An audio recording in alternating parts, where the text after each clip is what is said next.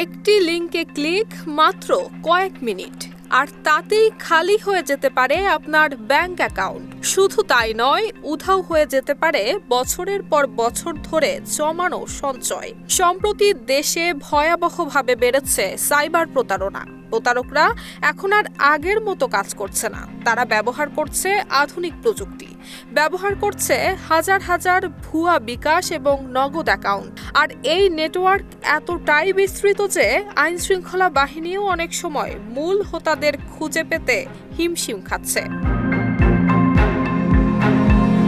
কৌশলটা খুবই চেনা।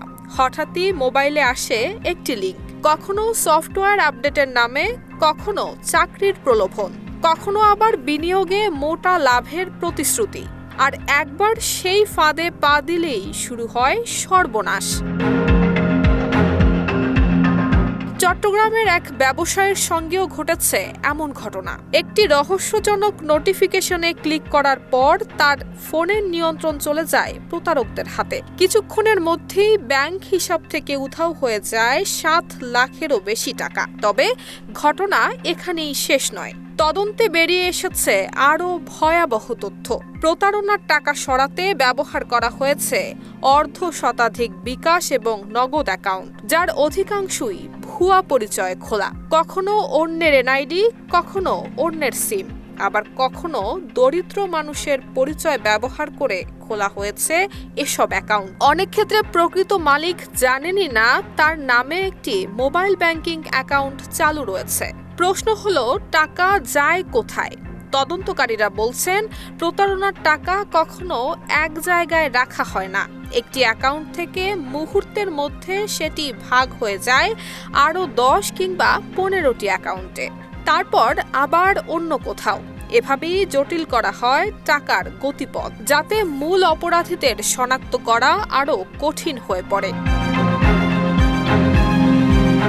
সবচেয়ে উদ্বেগজনক বিষয় হলো, এই চক্র শুধু দেশের মধ্যেই সীমাবদ্ধ নয়। তদন্তে উঠে এসেছে আন্তর্জাতিক নেটওয়ার্কের তথ্য। বিদেশি নাগরিকদের সম্পৃক্ততার অভিযোগ মিলেছে।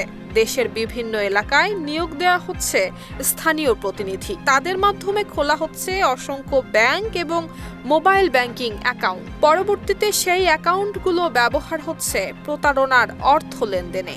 এরপর শুরু হয় আরেক ধাপ, ক্যাশ আউট। দেশের বিভিন্ন প্রান্তে ছড়িয়ে থাকা কিছু এজেন্ট পয়েন্ট থেকে তুলে নেওয়া হয় টাকা, কখনো ছোট ছোট অংশে, কখনো গভীর রাতে, কখনো আবার সিসি ক্যামেরার নজর এড়িয়ে। ফলে অপরাধের প্রমাণ খুঁজে পাওয়া হয়ে পড়ে আরও কঠিন। কিন্তু আরও ভয়াবহ তথ্যটি এসেছে অর্থ পাচার নিয়ে। তদন্তকারীরা বলছেন, প্রতারণার অর্থের একটি বড় অংশ ডিজিটাল হুন্ডি এবং ক্রিপ্টোকারেন্সির মাধ্যমে পাচার হচ্ছে বিদেশে।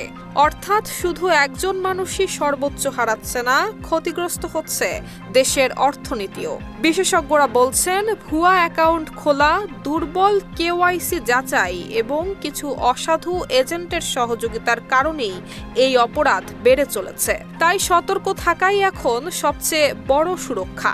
অচেনা কোনো লিংকে ক্লিক করবেন না, অতিরিক্ত লাভের প্রলোভনে অনলাইন বিনিয়োগে অংশ নেবেন না, আর নিয়মিত যাচাই করুন আপনার ব্যাংক এবং মোবাইল ব্যাংকিং অ্যাকাউন্ট। কেননা বর্তমান সময়ে সাইবার প্রতারকদের সবচেয়ে বড় অস্ত্র হলো প্রযুক্তি, আর তাদের সবচেয়ে সহজ টার্গেট অসতর্ক মানুষ।